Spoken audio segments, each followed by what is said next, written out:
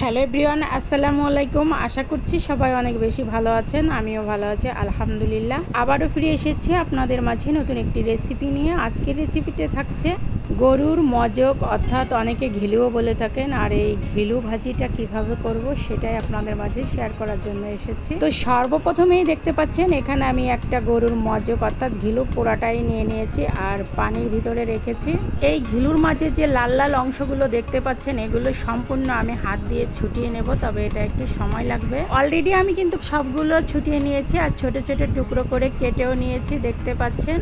তো খুব ভালো করে আবারও পানি দিয়ে ধুয়ে নিচ্ছি। আমি কিন্তু অনেকবারই ধুয়ে নিয়েছি। ধুইতে ধুইতে এক পর্যায়ে আমার একবারে ক্লিন করে নেওয়া হয়ে গেছে, দেখতে পাচ্ছেন। আর এবারে আমি চলে যাচ্ছি চুলায়। তো চুলায় একটা কড়াই বসিয়ে দিয়ে এখানে 3 টেবিল চামচের মতন রান্নার রেগুলার সয়াবিন তেল দিয়েছি আর তার মাঝে সেই ঘিলুগুলো অর্থাৎ মজকগুলো সম্পূর্ণ দিয়ে দিয়েছি। এবারে দিয়ে দিয়েছি স্বাদ মতন লবণ, পরিমাণ মতন হলুদ আর শুকনো মরিচের গুঁড়া দিয়েছি 1 টেবিল চামচ, যেহেতু আমি এখানে কাঁচামরিচ দিইনি। আর এরপরে দিয়েছি জিরার গুঁড়ি 1 টেবিল চামচ দিয়ে সবগুলোকে একই সঙ্গে ভালো করে নাড়াচাড়া করে নিচ্ছি।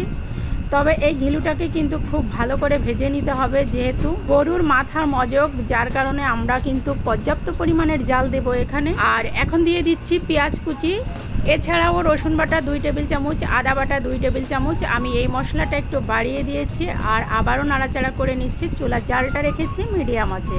10-15 মিনিট ভাজা ভাজা করতে করতে এক পর্যায়ে এসে এমন একটা কালার হয়ে দাঁড়িয়েছে, কিছুটা বাদামি বাদামি কালারও হয়ে এসেছে আর মশলাগুলো এর সঙ্গে সম্পূর্ণ ভালোভাবে ভেজে নেওয়া হয়ে গেছে।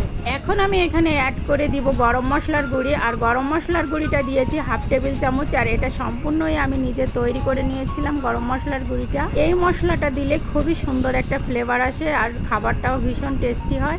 দিয়ে আমি আবারও এভাবে নাড়াচাড়া করে নিচ্ছি। তো এক পর্যায়ে এসে কিন্তু আমার রান্নাটা অলরেডি কমপ্লিট হয়ে গেছে আর দেখতেই পাচ্ছেন কতটা ইয়ামি এবং মজাদার, লোভনীয়। খেতেও আলহামদুলিল্লাহ অনেক অনেক ভালো লেগেছে আমাদের কাছে। আশা করছি আপনাদের কাছেও আমার এই সহজ রেসিপিটি ভালো লাগবে। আর ভালো লাগলে অবশ্যই কিন্তু চ্যানেলটি সাবস্ক্রাইব করতে ভুলবেন না। পেজ থেকে দেখলে পেজটি ফলো করবেন। তো আপনারা সকলে ভালো থাকবেন, সুস্থ থাকবেন এই কামনা করে আজকের মতো বিদায় নিচ্ছি। আসসালামু আলাইকুম।